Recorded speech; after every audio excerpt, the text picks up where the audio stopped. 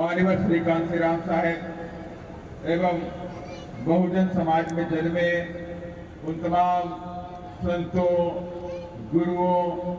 और महापुरुषों के चरणों में श्रद्धा के सुमन अर्पित करते हुए साथ ही बहन कुमारी मायावती जी को अपना आदर्श नेता मानते हुए और आज हम सबके परम पूज्य अंधविश्वास, पाखंड, जातिवाद के धुर विरोधी महात्मा ज्योतिबा फूले की जयंती के अवसर पर आज इस विशाल जनसभा में हम सबके बीच में उपस्थित केंद्रीय स्टेट कोऑर्डिनेटर दिलीप बौद्ध जी, प्रदेश के अध्यक्ष इंजीनियर रमाकांत पिप्पल जी, विशिष्ट अतिथिगणों में प्रदेश के उपाध्यक्ष सुनील बघेल जी, पूर्व प्रत्याशी विधायक के रुस्तम सिंह जी, रमेश गर्ग जी, घासीराम पटेल जी, गंभीर सिंह नवलिया जी, विद्याराम कौशल जी, मनीष कतरौलिया जी, भीम सिंह पहाड़िया जी, अमृतलाल टैगोर जी, राय सिंह बौद्ध जी, देवा सिंह जारिया जी और हमारे पूर्व विधायक संजीव सिंह कुशवाहा जी भिंड,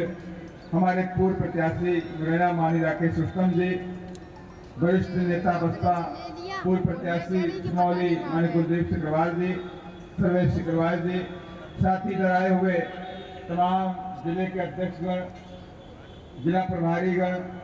विधानसभा और तमाम हमारे अलग अलग विधानसभाओं से आए वरिष्ठ कार्यकर्तागणों और सांस्कृतिक टीम को भी मैं क्रांतिकारी जय भीम करता हूं कि आप सभी लोग भारी संख्या में इधर बैठे हुए हैं। और जो कि कल रात आप सबको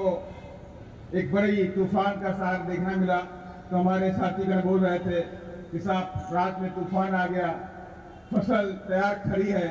लोग गांव देहात में अपनी फसल को लेकर चिंतित हैं, गेहूं की फसल खड़ी हुई है, उसको लेकर के हो सकता है कि हमारा प्रोग्राम बहुत बुरा ना हो पाए, लेकिन एक सम्मानजनक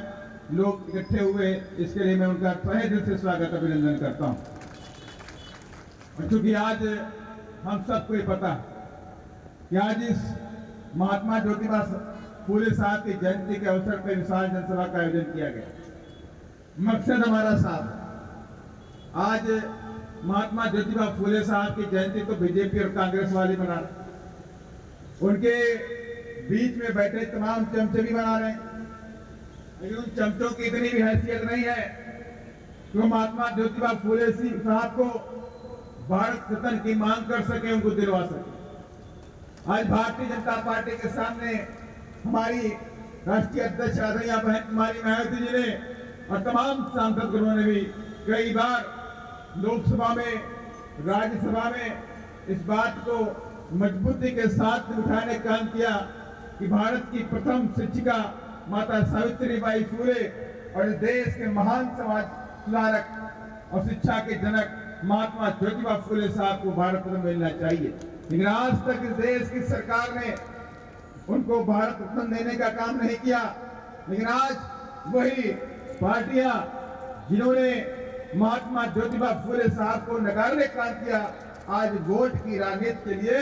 अलग अलग संगठनों के जरिए उनके महात्मा ज्योतिबा फूले साहब की जयंती मनाने का भी काम कर रहे हैं। लेकिन ये काम वाकई हमारे लिए चैलेंजिंग है कि दुश्मन हमारी विचारधारा को लेकर के अपनी राजनीतिक रोटियां सेकने में लगा हुआ है और कहीं ना कहीं से हमारा कम काम या हमारी कम मेहनत हमें पीछे की तरफ लेकर जा रही है। और मैं आज देख रहा हूं कि तमाम इधर ग्वालियर के साथी बैठे हुए हैं, मैं अभी जिले वाइज इधर अटेंडेंस भी लेने का काम करूंगा कि किस जिले से कितने लोग बैठे हुए हैं, क्या ये लोग जो मंच पे बैठे हुए लोग हैं, क्या मंच पे बैठने लायक है कि नहीं लायक है, वो आज मैं निश्चित करके जाऊंगा। इससे बात नहीं बनने वाली, बिल्कुल बात नहीं बनने वाली। आज ये निश्चित होके जाएगा। आप कितना भी आप काम नहीं करोगे तो आप पद पर नहीं रहोगे, ये सीधा फंडा है बहन जी का। और जो काम करेगा वो आगे बढ़ेगा, उसे आप रोक भी नहीं पाओगे। और हमारे यहाँ बहन जी ने हम धन्यवाद देना चाहते हैं, कोर्ट को नमन करना चाहते हैं। और बहन जी ने उस दिन मीटिंग में बोला भी कि मेरा समाज, मेरा बहुजन समाज ही मेरा परिवार है और मेरे पारिवारिक रिश्ते नाते मेरे पार्टी के सामने कहीं से मायने नहीं रखते हैं और जो काम करेगा वो आगे बढ़ेगा। आप सबके साथ बोला आज पूरे देश के अंदर कार्यकर्ताओं में जोश है,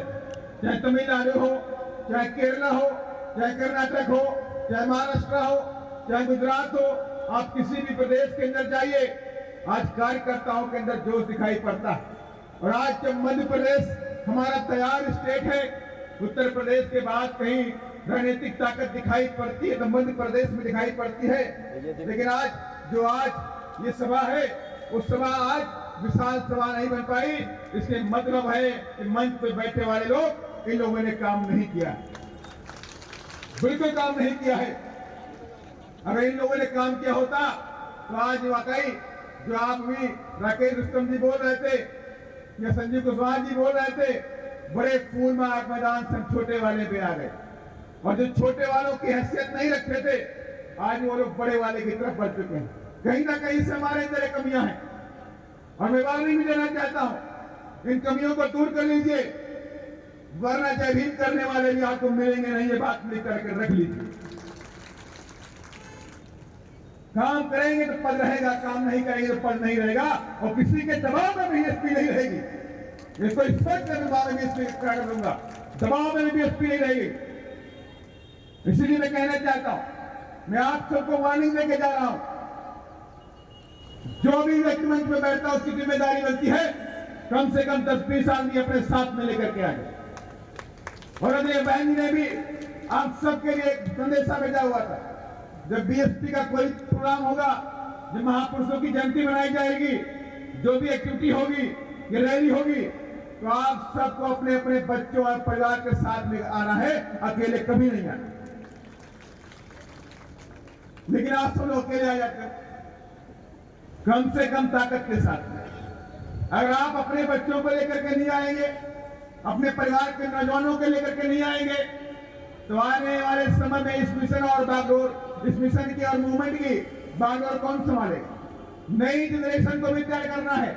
क्योंकि ये मिशन और मूवमेंट की लड़ाई जिसको भगवान गौतम बुद्ध ने शुरू किया था और आज हजारों साल के बाद भी जिंदा है और आगे भी जिंदा रहे, अपने मंजिल तक पहुंच कर जाए। और ये हम सब की इच्छा भी है और हम सब चाहते भी है कि हम सबके बीएसपी मजबूत हो जाए। और मैं खुले मन से भी कहता हूं, बहुजन समाज पार्टी इस देश में एकमात्र बहुजन समाज की अपनी पार्टी है। कोई भी कहीं जाए, चाहे बीजेपी में जाए, चाहे कांग्रेस में जाए, लेकिन उनकी वैल्यू वहां दरी बिछाने वाली होती है, मंच पे बैठने वाली नहीं होती। उनको राजनीतिक फायदा मिल सकता है, पैसे का फायदा मिल सकता है, लेकिन आप अपने समाज को अंधकार की तरफ धकेलने का काम कर रहे हैं। लेकिन बीएसपी हमेशा वसूलों की राजनीति करती है। हम अपने वसूलों से, अपनी विचारधारा से